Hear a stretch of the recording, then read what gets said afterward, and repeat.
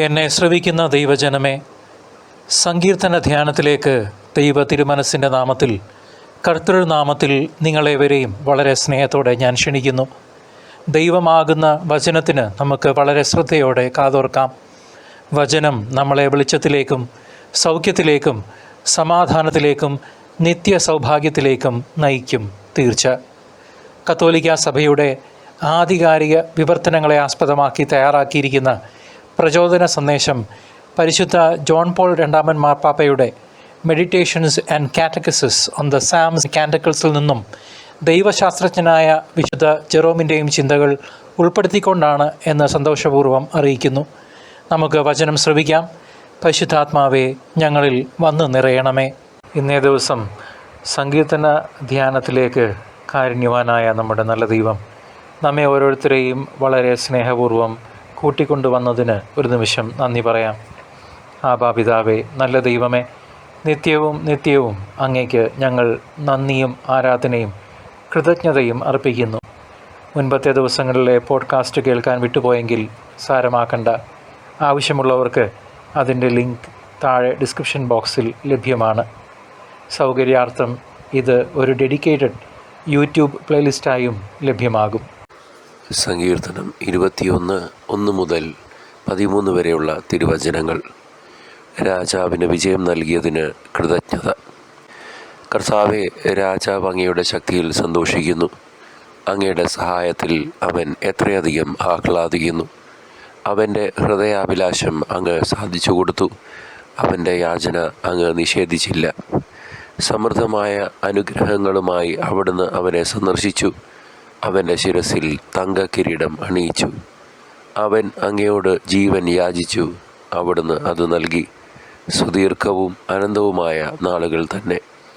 അങ്ങയുടെ സഹായത്താൽ അവൻ്റെ മഹത്വം വർദ്ധിച്ചു.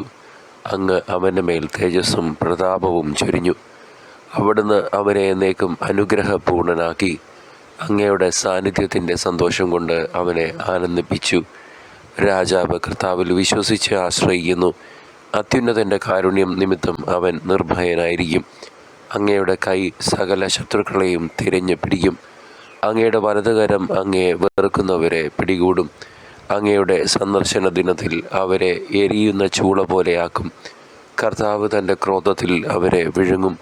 അഗ്നി അവരെ ദഹിപ്പിച്ച് കളയും.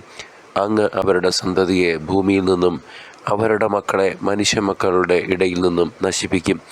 അവർ അങ്ങയ്ക്കെതിരെ തിന്മ നിരൂപിച്ചാലും അങ്ങയ്ക്കെതിരെ ദുരാലോചന നടത്തിയാലും വിജയിക്കുകയില്ല. അങ്ങ് അവരെ തുരത്തും. അവരുടെ മുഖത്തെ ലക്ഷ്യമാക്കി വില്ലു കുലയ്ക്കും. കർത്താവെ, അങ്ങയുടെ ശക്തിയിൽ അങ്ങ് മഹത്വപ്പെടട്ടെ. അങ്ങയുടെ ശക്തിപ്രഭാവത്തെ ഞങ്ങൾ പാടി പുകഴ്ത്തും. എന്നെ ശ്രവിക്കുന്ന ദൈവജനമേ, സങ്കീർത്തനം 21-ാം അധ്യായം ആത്മീയമായി നമ്മളെ ചിന്തിപ്പിക്കുന്ന ഒരധ്യായമാണ്. ഈ സങ്കീർത്തന ഭാഗം രാജാവിൻ്റെ സന്തോഷത്തെയും വിജയത്തെയും കുറിച്ച് പറയുന്നു. എന്നാൽ യഥാർത്ഥത്തിൽ ഇത് പുതിയ നിയമത്തിലെ നമ്മുടെ കർത്താവായ യേശുക്രിസ്തുവിൻ്റെ വിജയത്തെയാണ് മുന്നോടിയായി സൂചിപ്പിക്കുന്നത്. തൻ്റെ എല്ലാ ശക്തിയും വിജയവും ദൈവത്തിൽ നിന്നാണ് വരുന്നതെന്ന് ദാവീദ് മനസ്സിലാക്കി. പുതിയ നിയമത്തിൽ കഷ്ടപ്പാടുകൾക്കിടയിലും ദൈവ സാന്നിധ്യത്തിൽ സന്തോഷിച്ച യേശുവിനെ നാം കാണുന്നു. യേശുവിലൂടെ ദൈവത്തിൻ്റെ ശക്തിയിലും രക്ഷയിലും വിശ്വാസികൾക്ക് സന്തോഷിക്കാൻ സാധിക്കും. രാജാവിൻ്റെ ഹൃദയത്തിലെ ആഗ്രഹം ദൈവം സാധിപ്പിക്കുന്നു. തൻ്റെ ശിഷ്യന്മാരെ യേശു പ്രാർത്ഥിക്കുവാൻ പഠിപ്പിച്ചു. ആ ശിഷ്യഗണത്തിൽപ്പെട്ടവരാണല്ലോ നാം ഓരോരുത്തരും. ഇന്ന് നമ്മുടെ പ്രാർത്ഥനകൾക്ക് ഉത്തരം ലഭിക്കുമെന്ന് കർത്താവ് തന്നെ നമ്മൾക്ക് ഗ്യാരണ്ടി നൽകിയിട്ടുണ്ട്. വിശ്വാസത്തോടെ ആണെന്ന് മാത്രം. ദൈവത്തിൻ്റെ ഇഷ്ടത്തിനനുസരിച്ച് നാം പ്രാർത്ഥിക്കുമ്പോൾ നമ്മുടെ പ്രാർത്ഥനകൾക്ക് തീർച്ചയായും ഉത്തരം ലഭിക്കും. രാജാവിന് ദൈവം ബഹുമാനവും അനുഗ്രഹവും നൽകുന്നു. തൻ്റെ രാജത്വവും സമ്പത്തും ദൈവത്തിൽ നിന്നാണ് വന്നതെന്ന് ദാവീദ് തിരിച്ചറിഞ്ഞിരുന്നു. പുതിയ നിയമത്തിൽ ക്രിസ്തുവിലൂടെ നമുക്ക് ആത്മീയമായ എല്ലാ അനുഗ്രഹങ്ങളും ലഭിച്ചിരിക്കുകയാണ്. ദൈവസാന്നിധ്യത്തിൽ ജീവിച്ച് കർത്താവിൽ വിശ്വസിക്കുമ്പോൾ നമുക്ക് അനുകൂലമായ സാഹചര്യങ്ങളും അനുഗ്രഹങ്ങളും വന്നു ചേരും. ദൈവത്തോടൊപ്പം എന്നേക്കും ജീവിക്കുവാനുള്ള അവസരത്തെയാണ് രാജാവിന് നിത്യജീവൻ ലഭിക്കുന്നു എന്നതുകൊണ്ട് സൂചിപ്പിക്കുന്നത്. യേശുവിൻ്റെ ഉയർത്തെഴുന്നേൽപ്പ് വഴി അവനിൽ വിശ്വസിക്കുന്ന എല്ലാവർക്കും നിത്യജീവൻ ഉറപ്പാക്കിയിരിക്കുന്നു. നമുക്ക് താൽക്കാലികമായ ഒരസ്തിത്വമല്ല, പ്രത്യുത ദൈവത്തോടൊപ്പം എന്നേക്കുമായിട്ടുള്ള നിത്യജീവിതമാണ് ഉള്ളത്. രാജാവ് ദൈവത്തിൽ ആശ്രയിക്കുന്നു, അവൻ കുലുങ്ങുകയില്ല. ഇത് ദൈവത്തിൻ്റെ ഉറച്ച സ്നേഹത്തിൽ വിശ്വസിക്കുന്നതിൻ്റെ പ്രാധാന്യം എടുത്തു കാണിക്കുന്നു. സ്വന്തം ശക്തിയിലല്ല, ദൈവത്തിൻ്റെ ശക്തിയിൽ ആശ്രയിക്കുക. ദൈവത്തിൻ്റെ ശക്തിയും വിടുതലുമാണ് യഥാർത്ഥ ആശ്രയം. ക്രിസ്തുവിനോട് നാം ചേർന്ന് നിൽക്കുമ്പോൾ ദൈവകൃപയിലും കരുണയിലും നമുക്ക് സുരക്ഷിതത്വം ലഭിക്കും.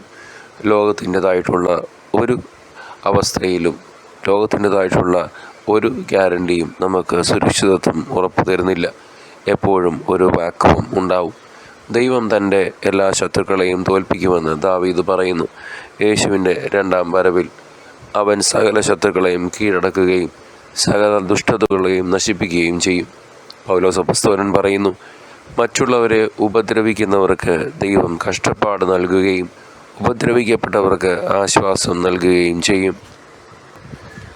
ദൈവത്തെ സ്തുതിക്കുവാനും അവിടുത്തെ ശക്തിയെ പ്രകീർത്തിക്കുവാനും ആഹ്വാനം ചെയ്തുകൊണ്ടാണ് ഈ സങ്കീർത്തന ഭാഗം അവസാനിക്കുന്നത്. ദൈവത്തെ ആരാധിക്കുക, അവിടുത്തെ പരമാധികാരം അംഗീകരിക്കുക, നമ്മുടെ ജീവിതത്തിലെ വിജയങ്ങളെ ആഘോഷിക്കുക. എന്നാൽ അത് എളിമയോടുകൂടി ആയിരിക്കണം, നന്ദിയോടുകൂടി ആയിരിക്കണം. എന്നെ ശ്രവിക്കുന്ന ദൈവജനമേ, നമ്മുടെ കർത്താവിൻ്റെ രണ്ടാം വരവ് അടുത്തു വന്നിരിക്കുന്നു. കാലത്തിൻ്റെ അടയാളങ്ങൾ വ്യക്തമാണല്ലോ. നാം ഒരുങ്ങേണ്ടതായിട്ടുണ്ട്. വിജയത്തിനായി ദാവീദ് ദൈവത്തിൽ ആശ്രയിച്ചതുപോലെ രക്ഷയ്ക്കും നിത്യജീവനുമായി യേശുക്രിസ്തുവിൽ നാം ആശ്രയിക്കണം. സങ്കീർത്തനം 21 അധ്യായത്തിൽ ക്രിസ്തുവിൻ്റെ വിജയത്തിൻ്റെ മുന്നോടിയെ ആണ് സൂചിപ്പിച്ചത്. ഇത് ധ്യാനിച്ച് നമ്മളുടെ ജീവിതങ്ങളെ നമുക്ക് പരിശോധിക്കാം. കർത്താവിൻ്റെ മടങ്ങിവരവിനായി ശരിക്കും നാം കാത്തിരിക്കുന്നുണ്ടോ? നമ്മോട് തന്നെ ആ ചോദ്യം ഉന്നയിക്കാം. ദൈവവുമായുള്ള ബന്ധത്തിൽ നാം മുൻഗണന നൽകുന്നുണ്ടോ? അതോ പാഴ്വേലയായ ചടങ്ങുകൾ മാത്രം നിറവേറ്റി പോവുകയാണോ? ചിന്തിക്കാം, തിരിച്ചറിയാം, തിരുത്താം. ഇന്ന് തന്നെ യേശു വെളിപാടിൽ നമുക്ക് മുന്നറിയിപ്പ് നൽകി. അവൻ്റെ മടങ്ങി വരവിൻ്റെ ദിവസവും സമയവും ആർക്കും അറിയില്ലെന്ന്.